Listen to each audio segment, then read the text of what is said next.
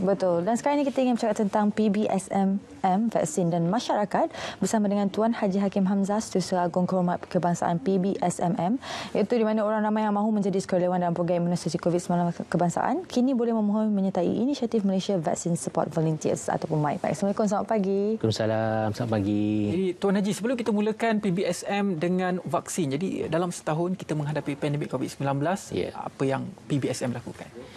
Ya, dalam masa setahun ni, sejak awal tahun lepas, apabila kita mula dikenakan Perintah Kawalan Pergerakan pada 18 Mac 2020, kami dapati ramai rakyat Malaysia yang terkesan dengan Perintah Kawalan Pergerakan ini kerana ramai yang tidak dapat pergi bekerja, ramai juga yang tidak dapat berniaga. Jadi ini telah sedikit sebanyak memberi impak negatif kepada pendapatan dan pendapatan seisi rumah.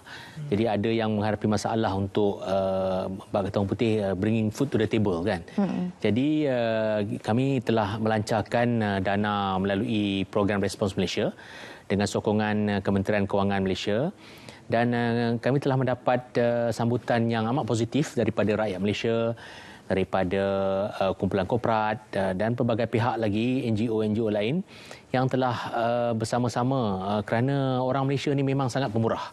Kami dapati memang sangat pemurah dan memang sentiasa bersedia untuk membantu mereka yang memerlukan. Jadi apabila dana ni telah dilancarkan, kami telah memberi bantuan kepada frontliners dengan memberi sanitizers, face mask. Kami telah membuat face shield sendiri kerana pada awal tu banyaknya bekalan perlindungan ni di dalam kekurangan. Kalau nak beli daripada pembekal pun mengambil masa yang sangat lama. Jadi kami telah mengambil langkah untuk bekerjasama dengan para sukarelawan kami untuk membuat sebahagian daripada pakaian perlindungan ini.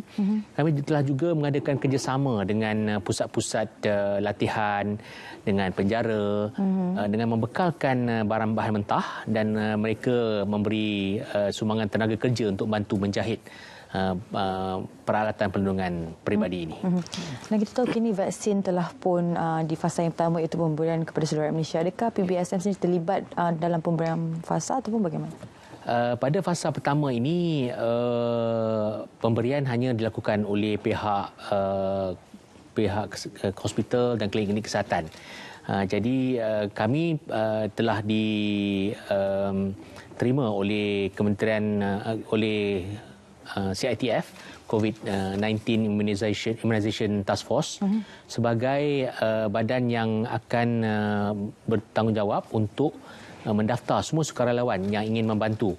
Seperti kita sedia maklum, di waktu kita mengalami pandemik COVID-19 ini, ramai di kalangan tenaga kesihatan, doktor, para jururawat di hospital yang ada yang terkena wabak COVID-19 dan ada juga yang perlu dikuarantinkan. Dan ini telah memberi impak kepada bilangan tenaga kerja di pusat-pusat hospital dan pusat-pusat kesihatan. Jadi sukarelawan perlu kita perlu bantuan daripada sukarelawan untuk mencukupkan kaki tangan di pusat-pusat kesihatan ini. Jadi apabila kita bergerak kepada proses vaksinasi ini yang akan melibatkan bilangan penduduk yang lebih ramai. Kalau masa COVID-19 mungkin dalam puluhan ribu saja mereka yang di hospital. Kalau untuk proses vaksinasi kita mensasarkan sekitar 23 ke 25 juta penduduk ataupun mereka yang tinggal di Malaysia untuk divaksinasikan. Jadi kita perlu pusat pemberian vaksin yang banyak. Pada mulanya mungkin sekitar 605 pusat telah dikenal pasti, mungkin akan ditambahkan lagi. Dan kita juga perlu, kerana tempat pusat pemberian yang sungguh banyak ini, kita perlu kaki tangan yang lebih ramai. Jadi dengan platform yang telah dibina oleh Bulan Sabit Merah Malaysia dengan kerjasama KPMG, kami telah bekerjasama juga dengan Kementerian Belia dan Sukan yang telah mendaftar para sukarelawan belia mereka, dan juga dengan Kementerian Pengajian Tinggi yang telah mendaftar para mahasiswa-mahasiswi untuk menjadi sukarelawan membantu dalam proses vaksinasi ini. Selain daripada Kementerian Belia dan Sukan dan juga Kementerian Pengajian Tinggi, Bulan Sabit Merah Malaysia melalui match ataupun Malaysian Action and Collaboration Hub, kami bekerjasama dengan pelbagai NGO untuk menambah lagi bilangan sukarelawan yang diperlukan di luar sana.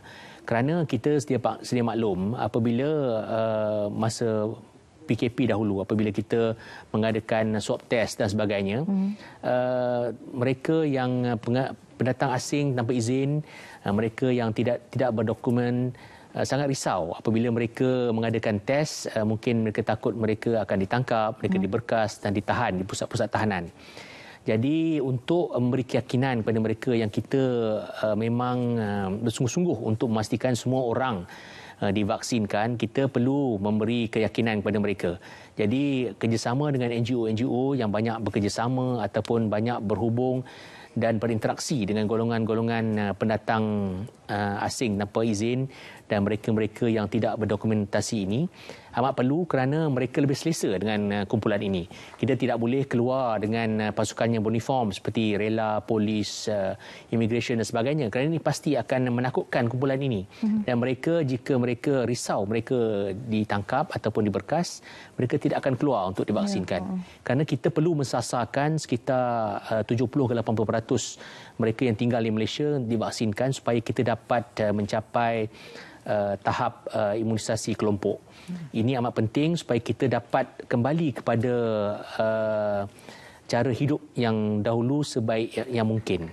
Kalau tidak, seperti yang kita maklum tadi, ramai yang kehilangan pekerjaan, ramai yang tidak dapat berniaga, kita tak dapat pergi diving, kan?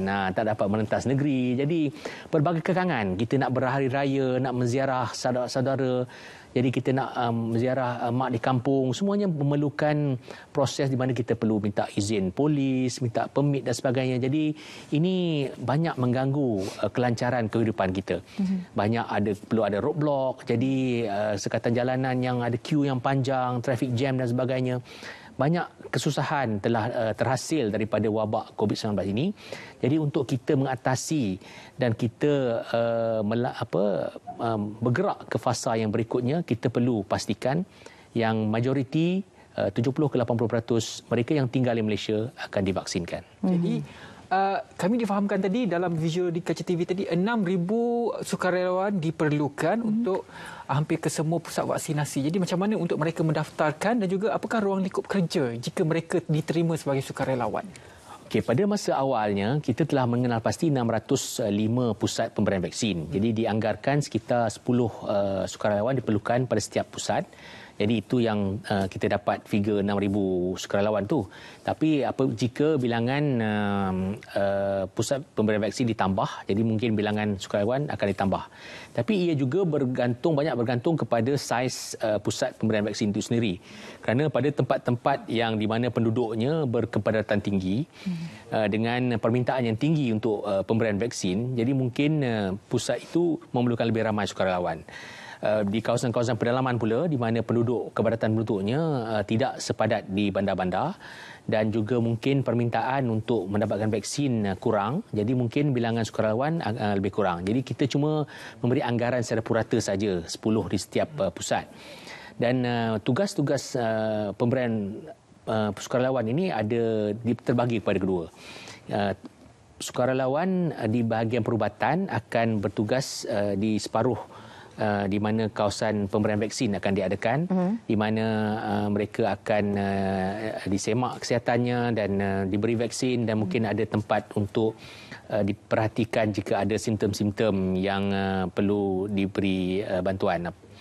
Manakala para sukarelawan yang bukan perubatan pula akan mengadakan aktiviti-aktiviti pentadbiran seperti pendaftaran mereka yang hadir, memastikan mereka mengisi borang yang untuk memberi izin mereka divaksinkan, memberi penerangan kepada mereka tentang vaksin yang akan diberikan, sama ada ianya selamat, apakah tujuan kita untuk mencapai 70 ke 80%, dan juga mungkin masih ada orang yang perlu diyakinkan, kerana kami ada menjalankan survey di masyarakat di luar sana, kerana kami dapati walaupun bilangan mereka yang positif untuk bersedia untuk divaksinkan telah meningkat ke sekitar 56%. Namun 44% rakyat Malaysia masih belum pasti untuk divaksinkan ataupun tidak. Ini berdasarkan beberapa perkara, kerana ada yang mungkin 16% fikir mungkin mereka perlu membayar untuk divaksinkan. 3% risau tentang kesampingan vaksin yang diberikan. Ada lagi 14% risau tentang keselamatan vaksin ini. Dan mungkin 8% risau tentang keberkesanan vaksin. Ada juga yang risau sama ada vaksin ini halal atau tidak. Jadi mereka ini perlu diberi keyakinan bahawa vaksin-vaksin ini telah diluluskan oleh WHO di peringkat dunia. Ia juga telah diluluskan oleh pihak berkuasa tempatan yang ianya selamat untuk rakyat Malaysia mengambilnya. Jadi adakah pendapat tuan sendiri, adakah rakyat Malaysia ni telah pun bersedia untuk mengambil atau menerima vaksin sendiri? Saya fikir jika kita terus-menerus memberi penerangan dengan lebih jelas, dengan lebih bersungguh-sungguh di luar sana, makin ramai akan faham tentang pentingnya pemberian vaksin ini dan betapa vaksin ini perlu dan ianya selamat untuk kita bergerak ke hadapan untuk kehidupan yang lebih selesa. Mungkin kata-kata akhir Tuan Haji sendiri kepada yang berminat untuk menyertai menjadi sukarelawan MyVac ini. Ya, untuk mereka yang berminat untuk menyertai sebagai sukarelawan untuk membantu proses vaksinasi di seluruh negara, sila daftar di www.myvac.com, www.myvac.com, MYVAC, dan khidmat anda amat dilalukan supaya kita dapat terus membantu negara bebas daripada wabak COVID-19. Cuma satu soalan akhir, jika mereka diterima menjadi sukarelawan, adakah mereka akan disuntik vaksin dahulu ataupun bagaimana? Ringkas. Itu saya tak berani beri jaminan. Kami sedang tidak ada jawapan lagi? Masih berusaha untuk mendapat keutamaan. Terima kasih banyak. Baik. Soalan akhir itulah. Terima kasih sekali lagi Tuan Haji Hakim Hamzah, Setiausaha Agung Kehormat Kebangsaan PBSMM, kerana sudah bersama kami pagi ini. Baik Ridwan, kita telah pun sampai di hujung